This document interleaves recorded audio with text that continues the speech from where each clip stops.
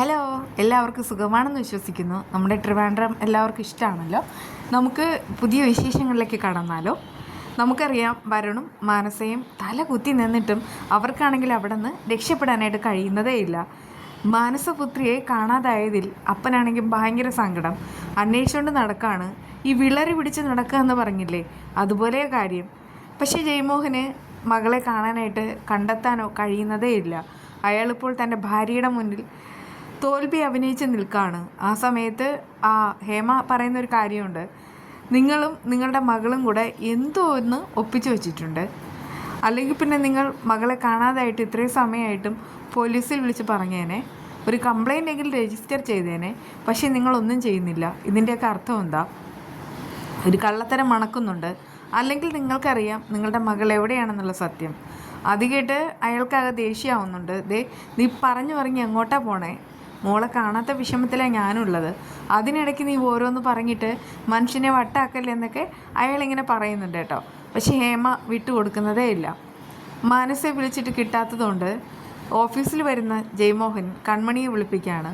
കൺമണി തലേ ദിവസം ലീവായിരുന്നു. അതിൻ്റെ ആ ഒരു ദേഷ്യം ഉണ്ടെങ്കിലും ഇപ്പോൾ തൽക്കാലം ദേഷ്യമൊന്നും കാണിക്കാൻ വയ്യ. എങ്കിലും അടുത്ത് വിളിച്ചിട്ട് തൻ്റെ മകൾക്ക് എന്താ പറ്റിയതെന്നൊക്കെ ചോദിക്കുന്നുണ്ട് കേട്ടോ. ആ സമയത്ത് അവൾക്ക് ദേഷ്യമാവാണ്. എന്നിട്ട് അവളാണെങ്കിൽ അതെല്ലാം നിസ്സാര മട്ടിൽ നോക്കുന്നുമുണ്ട്. ശേഷം ചോദിക്കുകയാണ്, എന്തൊക്കെയായി പറയണേ? നിങ്ങളുടെ മകൾക്ക് എന്ത് സംഭവിച്ചുവെന്ന് ഞങ്ങൾ പറയണോ? എനിക്കൊന്നും അറിയത്തില്ല. എനിക്ക് വയ്യാത്തതുകൊണ്ട് ലീവ് എടുത്തു, അത്രയേ ഉള്ളൂ. പിന്നെ മാനസ എവിടെയാണെന്ന് എനിക്കെങ്ങനെ അറിയാം? വിളിച്ചു നോക്കൂ. ആ സമയത്ത് ജയ്മോഹൻ പറയുന്നുണ്ട്, ഞാൻ വിളിച്ചതാ, പക്ഷെ കിട്ടുന്നില്ല. അവൾക്ക് എന്തോ പറ്റിയിട്ടുണ്ട്. അവൾക്ക് അങ്ങനെയൊന്നും അപകടമൊന്നും ഉണ്ടാവില്ല. എന്തെങ്കിലും അവൾക്ക് പറ്റിയിട്ടുണ്ടെങ്കിൽ അതിൻ്റെ പിന്നിൽ നിങ്ങൾ തന്നെയാവും. ഒറ്റയെണ്ണത്തിന് വെറുതെ വിടില്ല എന്നൊക്കെ പറഞ്ഞിട്ട് അയാളിങ്ങനെ മാസ് ഡയലോഗ് അടിക്കാനായിട്ടോ. പക്ഷേ അവളാണെങ്കിൽ വിട്ടുകൊടുക്കുന്നില്ല. അതെ, കൺമണി സ്ട്രോങ് ആവണം. എന്നാലും അവൾക്ക് മനസ്സിലൊരു ടെൻഷൻ ഉണ്ട് താനും. അവൾ നേരെ കൃഷ്ണനെ വിളിക്കുകയാണ്. ജയ്മോഹൻ പറഞ്ഞ കാര്യങ്ങളൊക്കെ അറിയിക്കുന്നുമുണ്ട്. നേരെ ഒന്ന് പരപര വെളുത്തോട്ടെ, ബാക്കിയുള്ള കാര്യങ്ങൾ ഞാൻ അപ്പോൾ പറയാം. നോക്കിക്കോ, നാളെയാണ് എല്ലാ പുകലും കാണാനായിട്ട് പോകുന്നത്.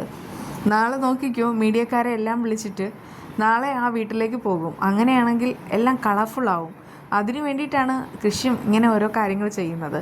ആ സമയത്ത് കൺമണി പറയുന്നുണ്ട്, നമുക്ക് എന്തെങ്കിലും സംഭവിക്കുമോ? ഒന്നുമില്ല, നീ ധൈര്യമായിട്ടിരിക്കും, ഞാൻ കൂടെ തന്നെയില്ലേ.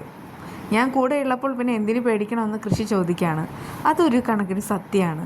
കൃഷി കൂടെയുള്ളപ്പോൾ കൺമണിക്ക് ഒന്നും പേടിക്കേണ്ട കാര്യമില്ല. അങ്ങനെ കൺമണിയും സ്ട്രോങ് ആയിട്ട് നിൽക്കുകയാണ് കേട്ടോ. എന്നാൽ ഇവിടെയാണെങ്കിൽ പുതിയൊരു ലൈൻ മണക്കുന്നുണ്ട്.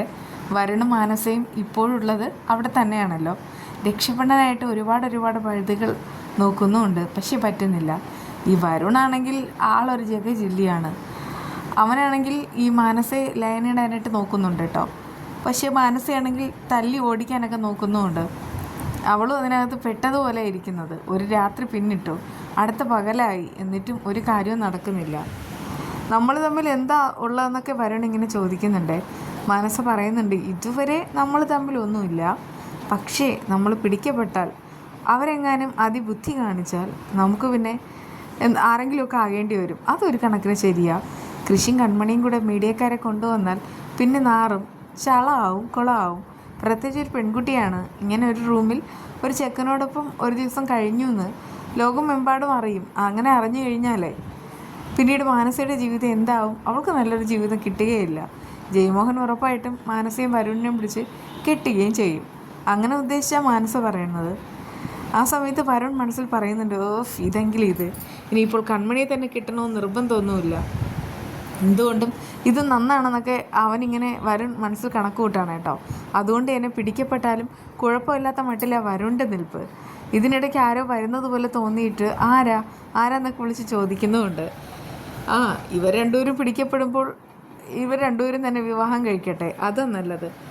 നന്നായിട്ട് ചേരും. രണ്ടുപേർക്കും ചെറിയ വട്ടായതുകൊണ്ട് രണ്ടും നന്നായിട്ട് ചേർന്നോളും. എന്തായാലും ഇതൊക്കെ തന്നെയാണ് വിശേഷങ്ങൾ. ഇനി വിശേഷം എന്താ? ഇതിപ്പോൾ ഞാൻ ട്രിവാൻഡ്രത്ത് ലുലുമാള കാണിക്കുന്നത്. അവർ പരിസര പ്രദേശമൊക്കെ താമസിക്കുന്നവരൊക്കെ പോയിട്ടുണ്ടാവുമല്ലോ. പിന്നെ അതിൻ്റെ പുറമേ നിന്ന് നോക്കിയാൽ ഭയങ്കരമായിട്ട് ഭംഗിയാണ്. നമ്മുടെ ട്രിവാൻഡ്രം അല്ലേ, ഞാൻ ട്രിവാൻഡ്രത്താണ് താമസിക്കണേ. അതുകൊണ്ട് എനിക്ക് എല്ലാവർക്കും അവരവരുടെ നാടാണ് ഒത്തിരി ഇഷ്ടം. എനിക്കും സത്യം പറഞ്ഞാൽ ഈ ലുലുമാളിൻ്റെ ഭാഗത്തൊക്കെ ഭയങ്കരമായിട്ട് ഇഷ്ടമാണ് കേട്ടോ. അങ്ങനെ ഇതിപ്പോൾ കഴിഞ്ഞ ദിവസം പോയ സമയത്ത് എടുത്ത വീഡിയോ ആണ്. അപ്പോൾ നമുക്ക് വീണ്ടും കാണാം. Bye, good night.